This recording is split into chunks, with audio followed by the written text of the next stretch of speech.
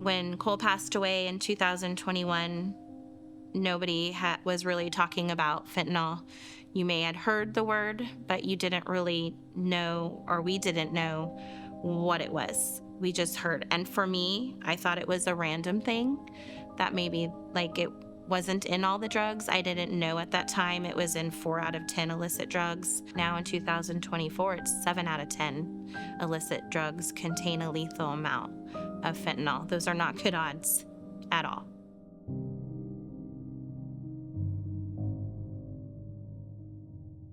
Cole had a head full of crazy curly hair that you could see coming from miles away.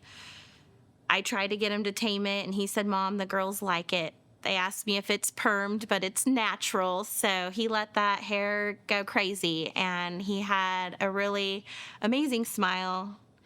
He was a hard worker. I mean, believe it or not, he had his first job at 15 and a half. He worked at a daycare of all places, and they used to call him Mr. Cole. And the lady that hired him said that was he would only work 3 days a week, but every day the kids would say, "Is Mr. Cole coming?" But it's funny. He said, "Mom, I don't think I want kids." After he worked there for like a year and a half. And I was like, "You might change your mind.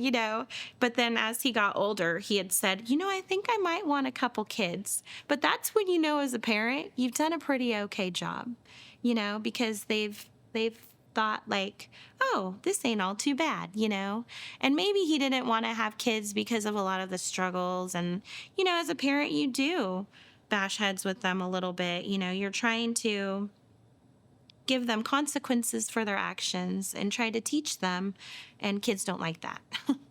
I was a kid. I didn't like it. But it's just part of the process. Growing up is a process. He started working at 15 and a half and did that for a year and a half, and then got a job at a golf cart shop. And he learned how to change the batteries and put them together and get them working again. He liked to work, and he liked to make money.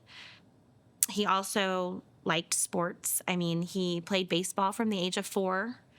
I remember me and his dad coached at 4 years old his team. And I mean, there was not much to it. Honestly, it was chaos. But we started him as 4, and he just kept playing all the way into about his sophomore year in high school. I can tell you he was the fastest base runner in his team, and I'm not just saying that because I am his mom. He really had, he could run. That kid could run fast. He hit well. He never really scored a home run, but he was a strong hitter. He usually would bat third, which is always a good place to be. He would, get RBIs. And we were very involved, me and his dad. His dad coached. I was on the baseball board. We supported him and everything he did with his sports. And then as he got older, he started shooting trap. I don't know if you know what that is. It's the orange skeets that fly out of a machine, and you shoot them with a gun. So they have sports for that now here in Oklahoma and in California. He started doing that in California, where we lived. And the first year he shot, his sophomore year, he shot 4th in the state of California at the little championship thing they had at the end of the year, which was pretty impressive. And let me tell you, when he first started shooting, the way his eye lined up, it didn't quite line up right on the gun, so the gun would hit him in the face, and he walked around with bruises on his cheek, still shooting for, I don't know, maybe 3 or 4 months until we finally got a gun fitted correctly for him. Then he was like a shooting machine. I can tell you, when Cole would get up there to shoot, he would get a crowd behind him because everything he did was like almost like a robot. He had he would, throw his empty shell down. Everything he did was exactly the same. And once we got his gun fit for him and it wasn't busting him in the face, which I have pictures of him with these big old bruises and patches on there. But he started shooting like hundreds, 25s, 50s. Like, he was just really, really good at it. And I guess, like, now, like, if I'm talking about this like I am now, looking back, it was whatever he did, he tried to do his very best. You know what I mean? He liked to be successful in whatever he pursued. So he was just had that kind of personality. I know everybody says he was well liked. I mean, our town that we lived in Lincoln wasn't huge, but we knew everybody and he knew everybody.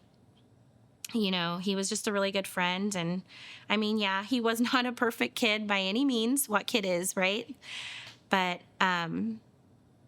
for me, he was my friend. I mean, as he got older, I mean, we butted heads through a lot of things that we dealt with in his life, but I think that's normal for parents and kids to butt heads on things. I was first off his mom, but as he got older, like, he was my buddy. You know what I mean? He grew into becoming more of a friend than, my friend. He would call me, he would hang out with me.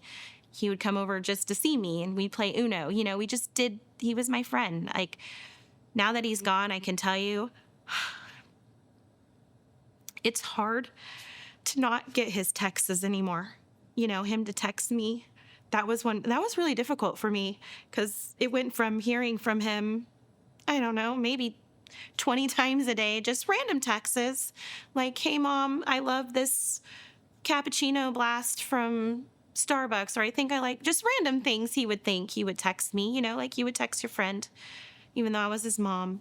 And that was difficult to go from having that every day to nothing. It was just all gone. It's not easy. I mean, as when he was younger, it was more parent, like, I'm his friend. We would go and I'd take him to sushi. That was something we would do. I would pull him out of school every once in a while and all the time, and we would have a special trip and go have sushi. And we would talk. But also, there were times where I was strictly the parent, like, our job as a parent is to teach our kids, to raise them up to be the people we want them to be, teach them right from wrong, be good examples, and I definitely, I can't say I was perfect, and no parent is perfect. We try our best with what we know.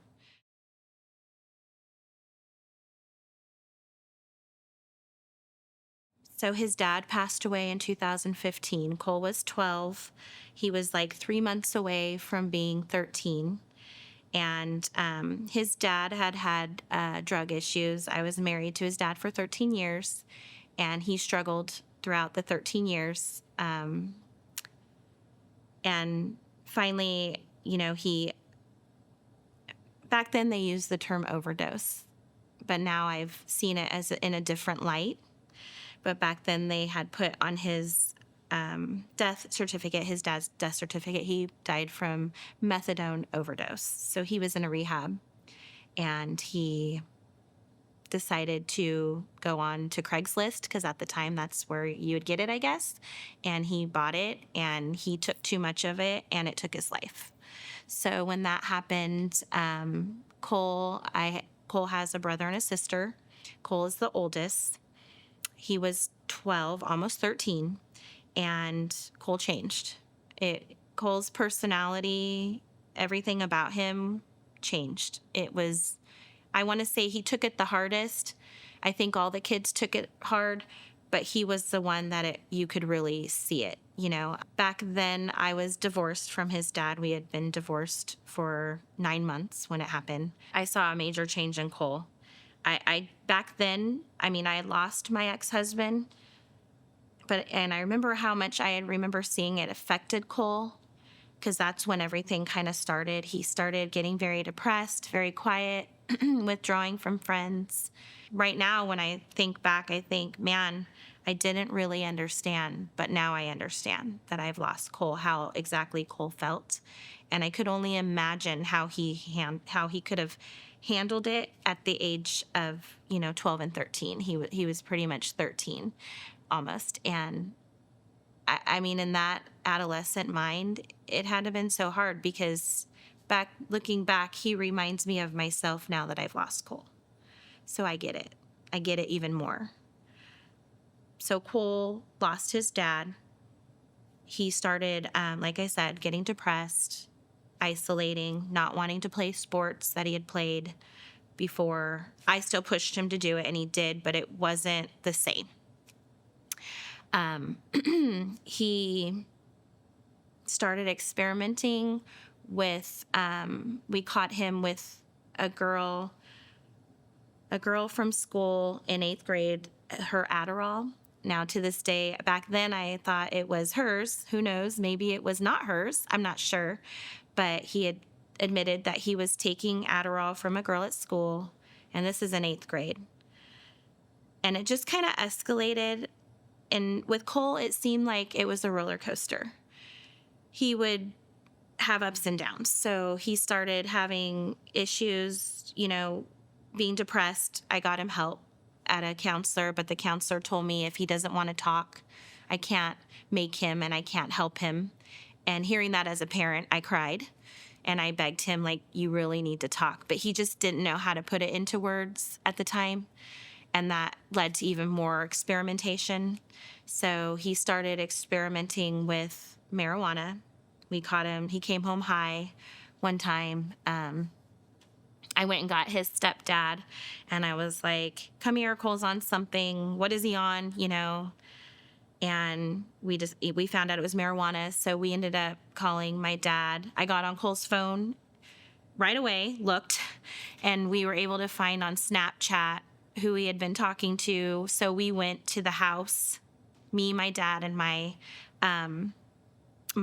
husband, Cole's stepdad. We went to the house of where he bought it. There was 2 people involved, and my idea was to make sure he had cut off all connection with that person. So I spoke to the parent, I spoke to the kid. I'm that kind of parent. So we did that. Obviously, Cole wasn't thrilled, but we made him come with us, and one of them was an 18-year-old, and I said, hey, you don't want to get caught selling to him again being 18, because it ain't going to go well for you. And we contacted the police, gave them the information. And like I said, this was when Cole was 13. So we did attempt to make sure, like, we cut everything off. They say to cut off from a dealer or cut that relationship. So we did that. So Cole was experimenting with the marijuana, the Adderall. And strangely enough, it seemed like he was in 8th grade. And then when he got into his freshman year, we had still had instances where we caught him with marijuana or being high.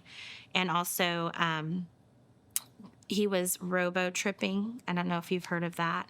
So they take medication that has DM in it, and it literally makes them, like, move slower. It's very, very dangerous. It can be deadly, too. And it also, it affects their kidneys really bad. So if you take too much of it, it can do a lot of damage to the body. Never even had heard of it until that. He walked out of his room in the middle of the night, of all things. I called him out of his room. We were all getting ready to go to bed, and he was clearly on something. And I called 911. They came out. He wouldn't tell us what he took, which made it even more scary for me as a parent. And he ended up going to the emergency room, and that's where he told them what he had taken.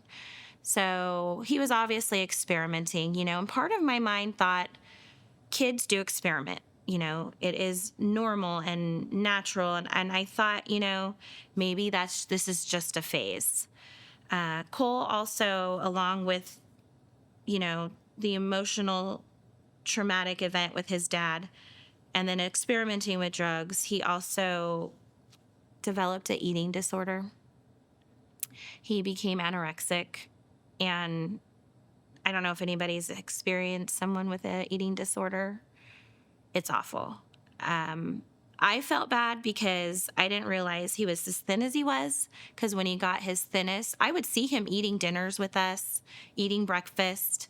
So he was like not eating very much, I guess, and then he would overeat and throw up. So it was like a mix of anorexia and bulimia together. But he was wearing sweatshirts a lot, and I could tell his face was getting thin, but he covered it well. He wasn't in, and when he was his thinnest, it was like wintertime. And I'm not making excuses for me, but I'm saying when you see somebody every day and you're not seeing them with no clothes on, it didn't dawn on me. And then I finally did catch him. I had these suspicions because I was seeing throw up like on the toilet ring when I cleaned the toilet. I know this is all very personal stuff, but it is part of Cole's story. So, anyways, come to find out, I caught him in, throwing up, and obviously took him to a counselor. We got him help. We had to see a nutritionalist. So Cole dealt with that too. So he had the depression, trying to talk to a counselor, experimenting with drugs. He was struggling. It was very obvious he was not dealing with things well. So we got through all of the eating disorder. He got back to normal weight. Everything was going fine. And then he started, I want to say it was about 17, he really started experimenting with drugs. We had him previously in a outpatient rehab because obviously we were seeing that he was experimenting more and more. He had graduated from that, and that's a little shortly after that is when he was doing really well. It was like a 6 months program. And then shortly after he got released from that, they said he had graduated, he started doing the drugs and got in trouble. He was with friends, and they decided to go to a convenience store in town, and he was going to go in there and steal a beer. And just so happens he was on Xanax at the time. I didn't know that. He was out with friends. He drove. It was his car. Somebody else was driving his car. So when he went in there to steal the beer, they caught him because Cole was not sneaky. He was not good at that kind of stuff. I always told him, dude, you're going to get caught every time. Why do you keep thinking you're sneaky? You're not. But he got caught, and the police got called. I got called. I had to go pick him up. We had to locate his car. At that point, I told the police that, he's on something. They didn't do anything. They didn't do anything. That was shocking to me, to have a 17-year-old boy that stole something, and I'm telling him as a parent he's on something. They asked him, are you on something? He said no. And that's about all it went. And in the process, his Cole was stolen, so we had to track down the car. It was just a mess. So Cole got in trouble. He was on probation, juvenile probation. They were drug testing him. I mean, we would take his doors off his room. We would take his car. He wasn't allowed to drive. Obviously, it would be an argument, at home, because we would be like, Cole, why are you doing this? You need to stop this. And for me, after them losing their dad, I didn't quite understand why, because I always thought that would be the biggest deterrent not to do it. I told Cole, there's 3 things. You're either going to stop doing drugs, you're going to end up in jail or prison, or you're going to end up dead from them. I just didn't quite understand why he chose that road back then. Now I see it more, like a little bit more clearly, as obviously he was stuffing feelings. He was not dealing with the loss of his dad, trying to just do everyday life, not doing well. Drugs probably made him not feel anything, And I also think part of it was just to see what different drugs did. He kind of got caught up in that, like experimenting. Oh, what is this going to do? How is this going to make me feel? And let me be honest, kids these days, they look everything up on YouTube, online. Yeah. Oh, yeah. So he would look them up. We'd take his phone and look through it and see that, that he was looking this stuff up. So he thought he knew it. He knew all about it. Don't worry, Mom, I'm fine. And I'm like, no, this isn't fine. It wasn't like it was ever at our house tolerated to do drugs. Nobody in our house did drugs. You know what I mean? Like, after seeing what happened to his dad, I was on him all the time, trying to keep him in school, out of trouble, off drugs. Anything I knew to do, I did.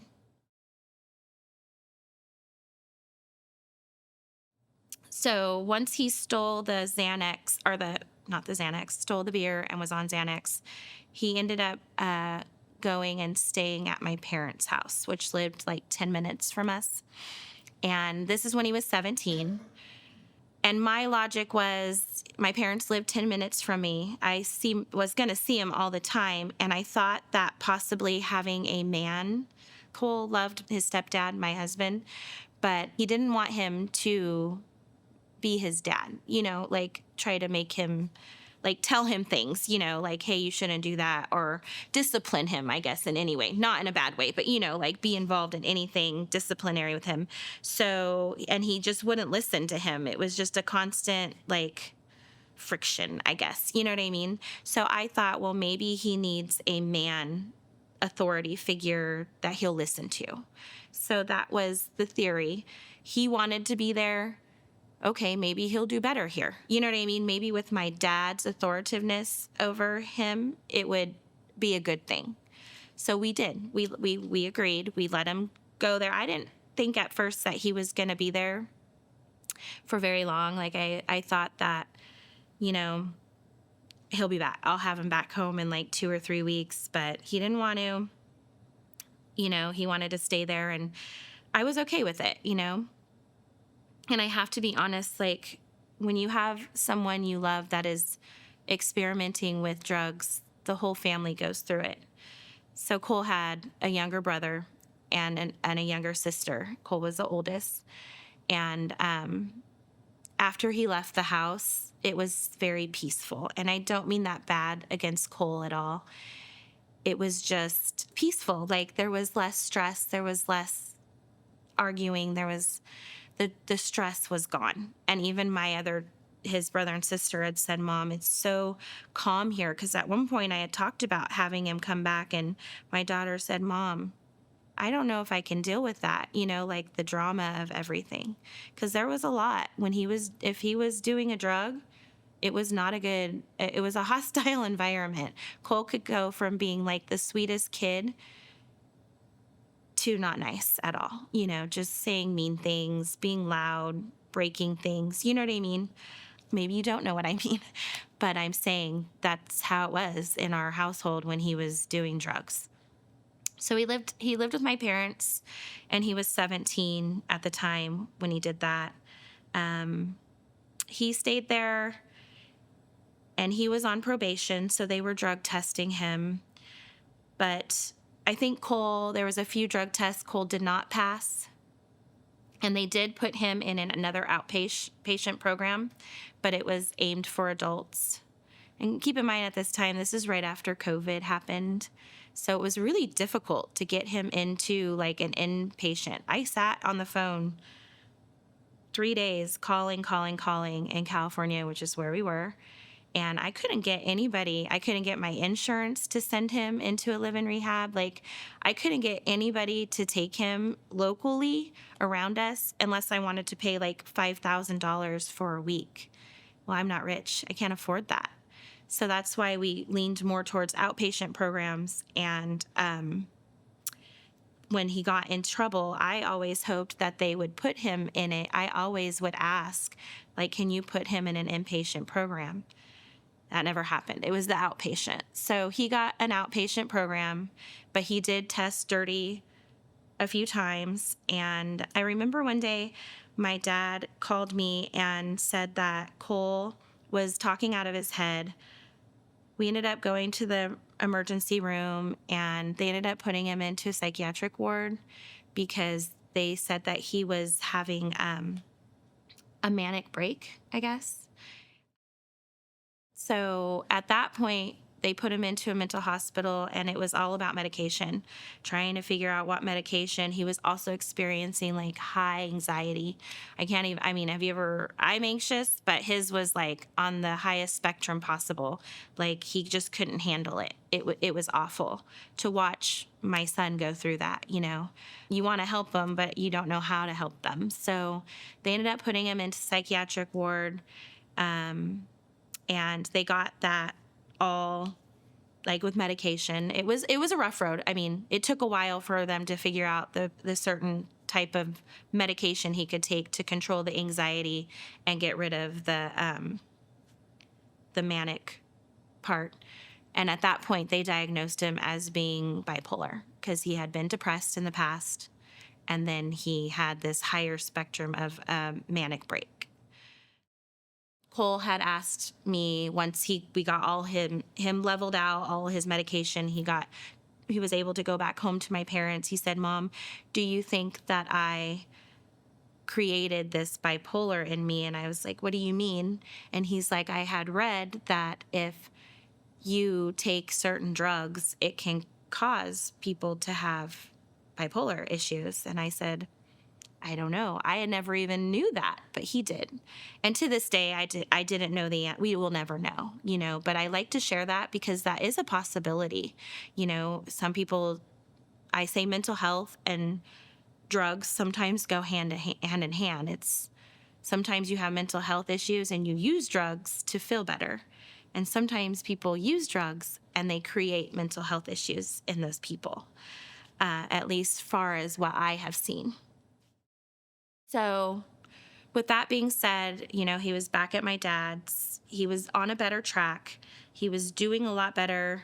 He was afraid he wasn't going to graduate because he was getting closer to that point. He was now a senior and he had missed a lot of school with mental health stuff. So we ended up getting him into a school, like an alternative school. So he went there, and I can tell you, like, he flourished there. He was doing really good. He felt good about himself. He loved the teachers. He liked going to school. He was like, Mom, I think I'm actually going to graduate. So he actually ended up graduating a month early. He graduated May 14th. And this is where, and let me keep this in mind, we thought Cole was doing good. Like, we didn't feel at that time that Cole was doing drugs. We thought he was on a good track, that he was graduating, and I mean, he had goals to do things. Like, he had talked about joining the electrical union and, all of these great things. So we thought he was doing well. So he graduated May 14th, and this date will forever stick in my mind, because we threw him a little party at my mom and dad's house. Me and my husband and his brother and sister left later that night, went home.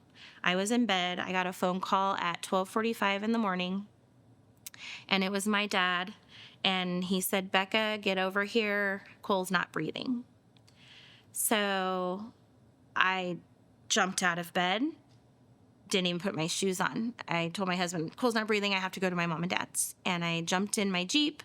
What should have took me about 10 minutes. I mean, I didn't stop at a stop sign. I didn't stop at a stop. I just floored it there. Like, all I could think was, I need to get there. I need to get to see my son.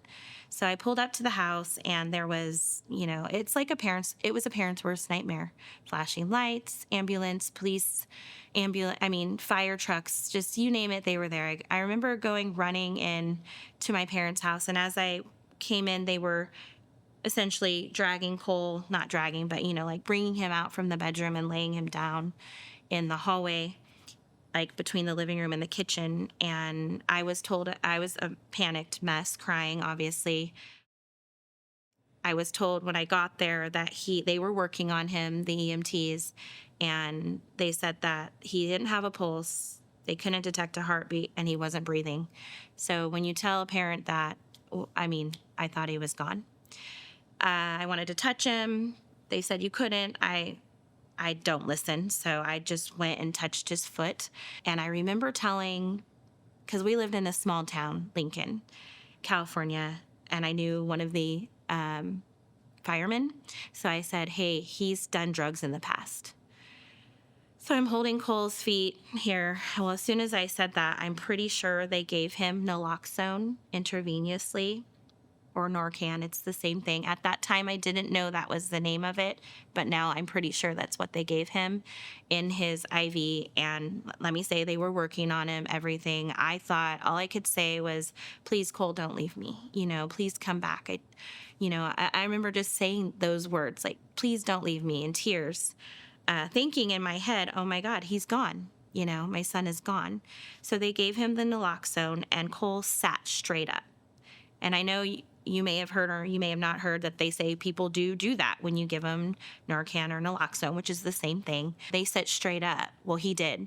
And I can tell you, the fear in his eyes were, the biggest I've ever seen them. And I looked at him, and he looked at me, and I was like, oh my God, Cole, I thought you were dead. All he could say was, I'm sorry, Mom. I'm so, so sorry. And he must have said that I don't know how many times. They took him in the ambulance to the emergency room. I was still talking to the police and the EMTs, and I was going to follow him there. I actually had Cole's phone at the time. So I got onto Cole's phone and I started going through it because at that point, I put two and two together. Okay, he's taken something. At that point in time, I was thinking, what did he take so much of in my parents' house that they didn't realize? Do you know what I mean? Like, for me, when you consider that word overdose, it's taking a large amount of something. And I just couldn't wrap my head around that, at the time. Like, what could he have taken, And because he was fine like 2 hours ago when I left here, fine. So I ended up getting on his phone, found a few connections off of Snapchat he had talked to. I called them. I'm a little bit of a mama bear at the time. I'm sure you're not surprised. But I got on there and I called every one of them. And I had a few words with each and every one of them. And one in particular person that I spoke to on there was not polite. And he's like, "Are you threatening me?" Which I didn't threaten him.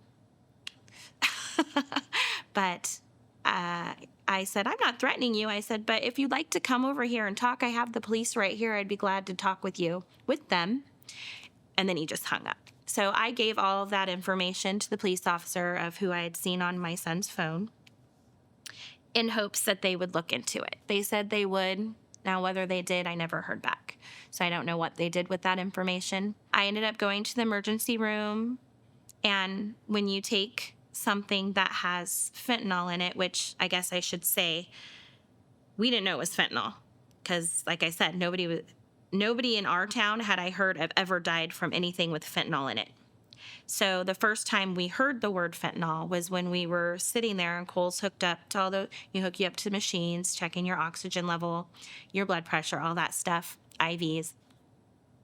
And the nurse comes in and she asks Cole, "What did you take?" And he said, "I took a Percocet." And she says, "No, you took something that had fentanyl in it." First time I ever heard the word, okay?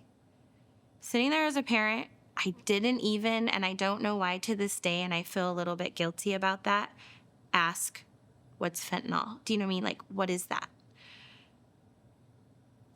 I don't know why I didn't. Probably because it wasn't being talked about. I didn't know, to ask more and more and more about it or what it was. So as Cole laid there throughout the night, I stayed there probably until 7 in the morning because when you take something that has fentanyl in it, your body, even though you've been given Narcan, you have to continue to have the Narcan or the Naloxone, which is the same thing, or you can stop breathing. So he would go to relax and fall asleep, and his machines would start going crazy. And the nurse would come in and be like, "Oh, it's your oxygen level is dropping."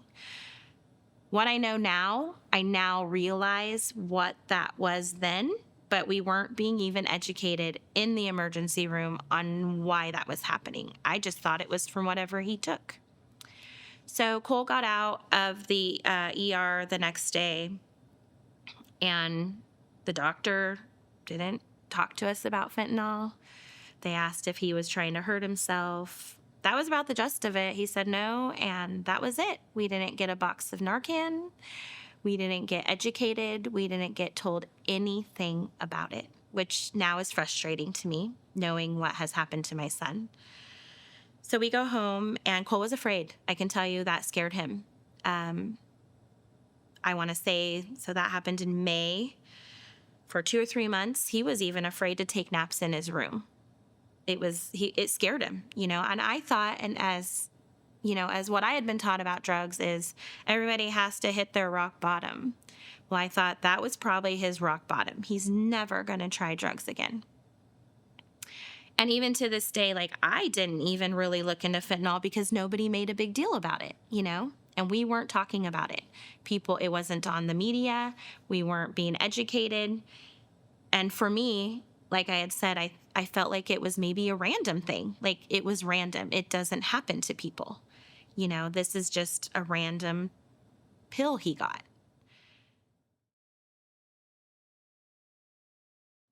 We had decided to move to Oklahoma, our family, since Cole was living with my mom and dad.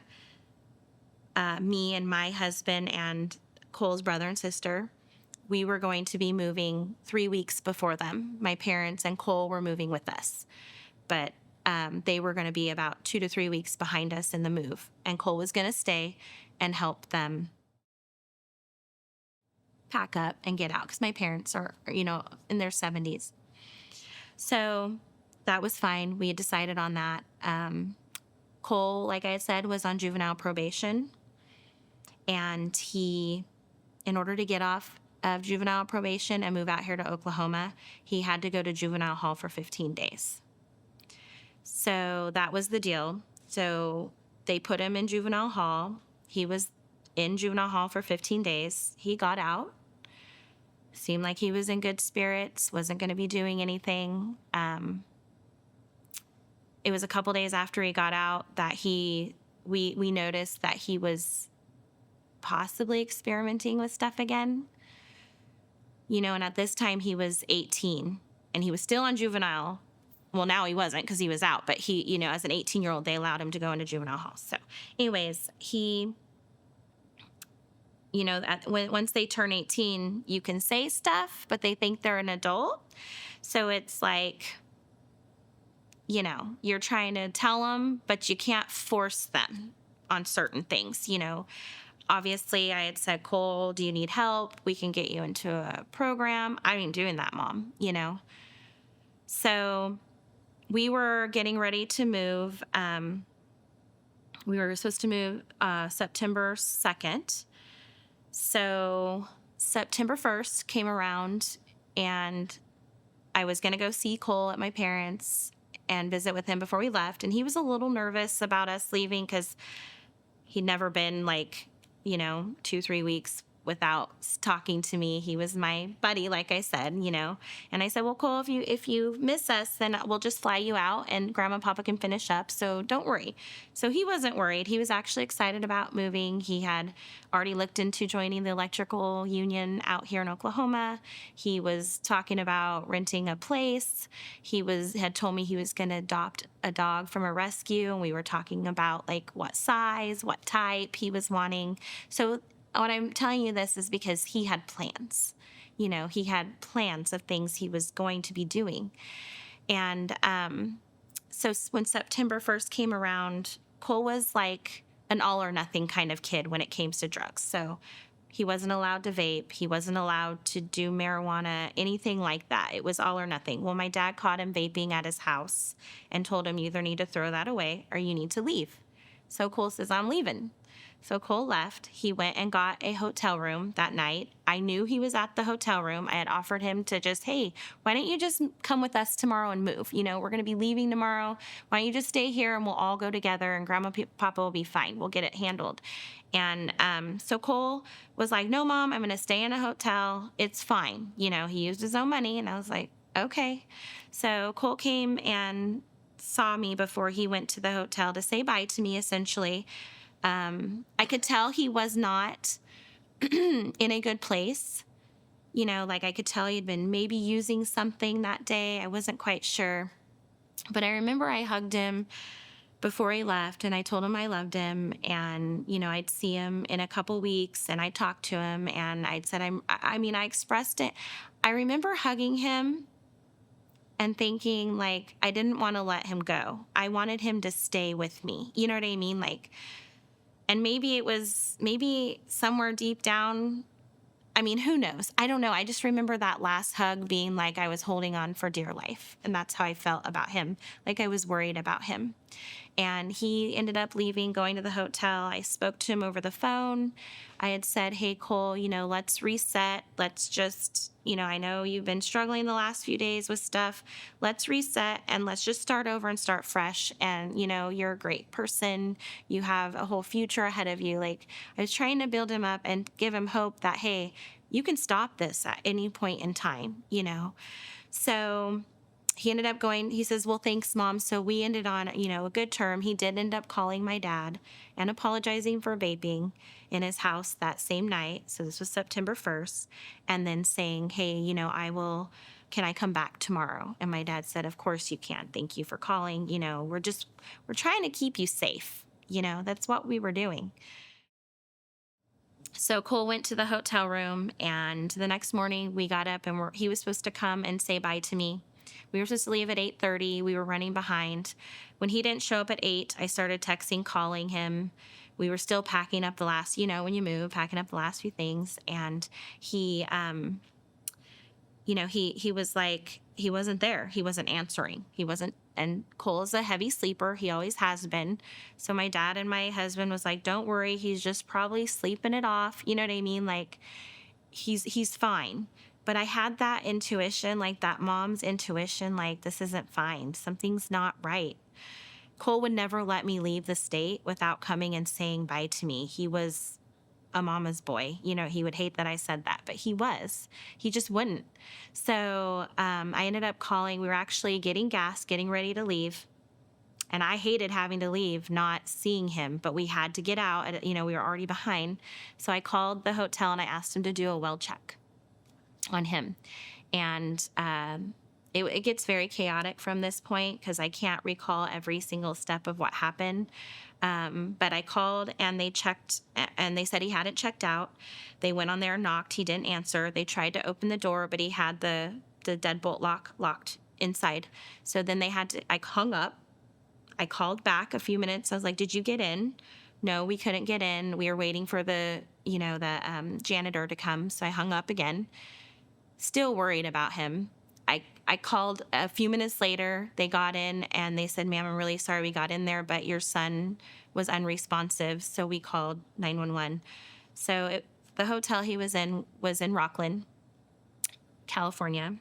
And he was about 23 minutes away from me. And we were in my Jeep. It was me and my daughter. I had 3 dogs in the Jeep. Like we called it the Ark because it had all the animals. We had 2 lizards, fish. You name it was inside my Jeep. So I just floored it to the hotel. And I remember driving there thinking and just begging with God, like, please let him be okay. Please let him be okay. I remember saying it over and over again. And I'm crying.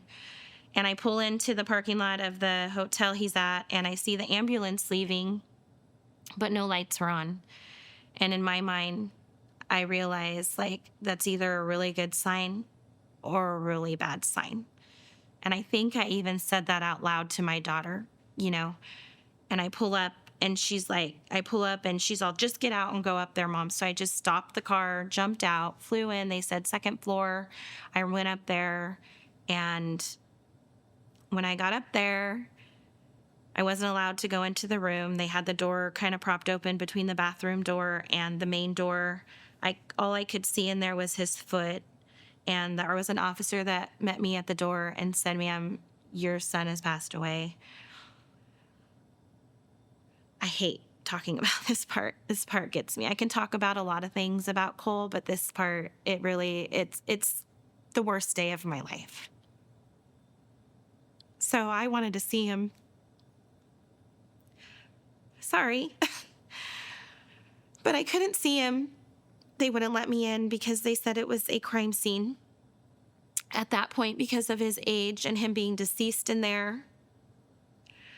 I felt guilty for a long time because when I was told, I didn't cry. I think I was in shock. I just sat there and I remember in my head thinking, I can't believe he's really gone,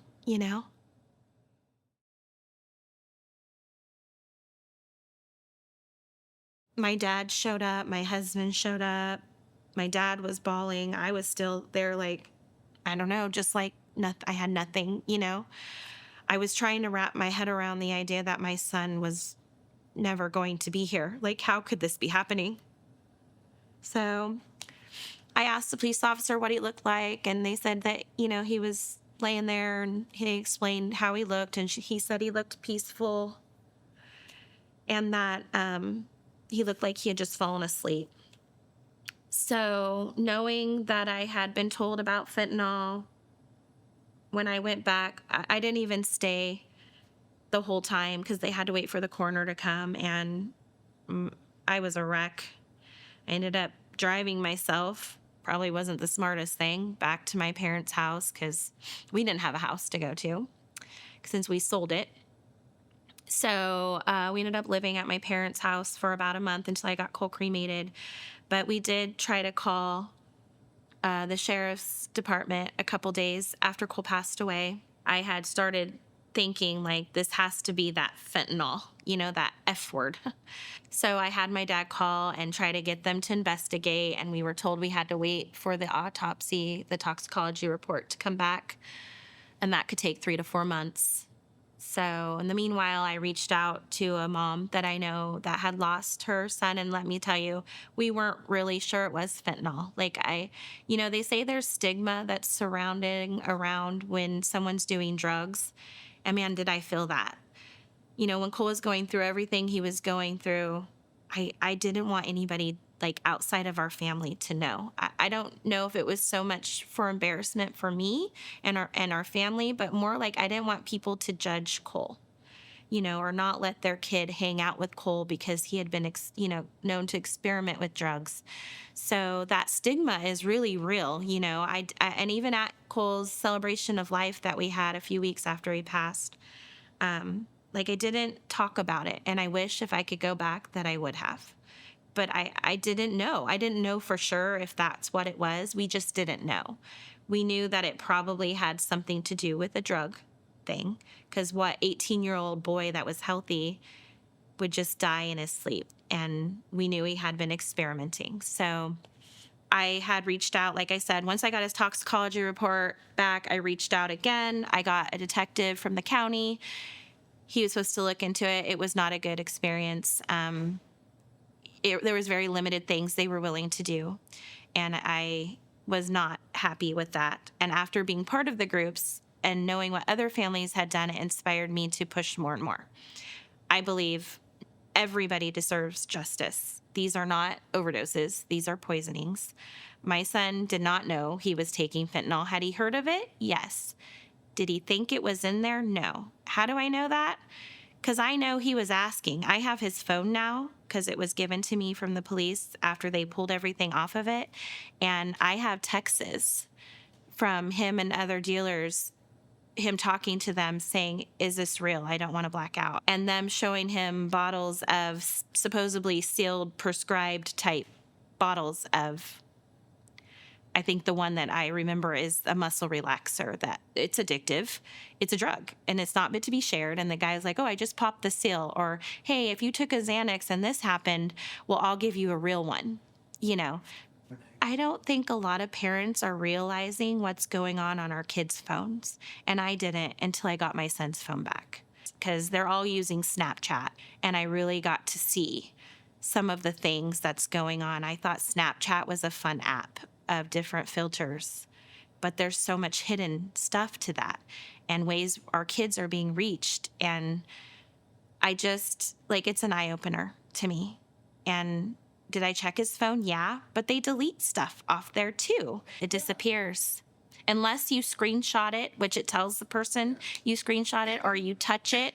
If they touch it, it'll save it. So Cole had certain dealers he was talking to that he had touched and saved their address. So I handed all that over. So the county police, he did what he was going to do. We went round and round. I kept pushing, and he was like, at this point, I'm not doing anything else. So I am a squeaky wheel kind of mom. I would have fought for Cole if he was alive, and I'm going to fight for him even though he's not here. I wrote a letter to the DA in San Francisco and Sacramento, which was the closest to the county he passed in, and a letter to the Attorney General of California. And I explained to them what I had seen, what wasn't done, and what I wanted to have happen. So I got a phone call. I actually had 20 of those printed out along with a picture of Cole. And I was determined they were going to get one every month until I took my last breath, until somebody replied back to me. So it only took 2 weeks and I got a phone call. So I have all these extra ones. But that was what I was going to do. And I got a DOJ detective that reached out. And he has done a very good job. I have always said I don't expect miracles out of a detective, but I do expect every T to be crossed and every I to be dotted, and to treat it as if it was their own child or loved one. That's what we all want. We want someone to treat it as if it was their their person. I have to be honest, like he had come to a standstill because there was some evidence that was destroyed. Come to find out in Cole's case, when he tried to pull some evidence, they had destroyed it. So we're still dealing with that right now. But I also reached out to, and like I said, I'm not going to give up. Like, I'm not going to give up until I have nothing else I know to do. So I reached out to another detective in that county that has been known to solve and get justice for majority of the cases that have been prosecuted for murder out there in California. So I reached out to him, and at that point, that's where we're at now. So I kind of have two. I don't know who's going to take it over, but there's progress. And I try not to have hope anymore about it. I do, but I don't. It's like I try to get in my mind that I will be okay if I don't know and don't get him justice. But on the flip side of it, there's that part of me that's like, I'm still going to try. I'm still going to just put it in God's hands, so to say. And, it'll be what it'll be. I have to be okay with that because any parent, I don't know, for me, I get obsessed with it, like trying to, who can I find? I have this information. Like it takes me over. It does. It affects the family. So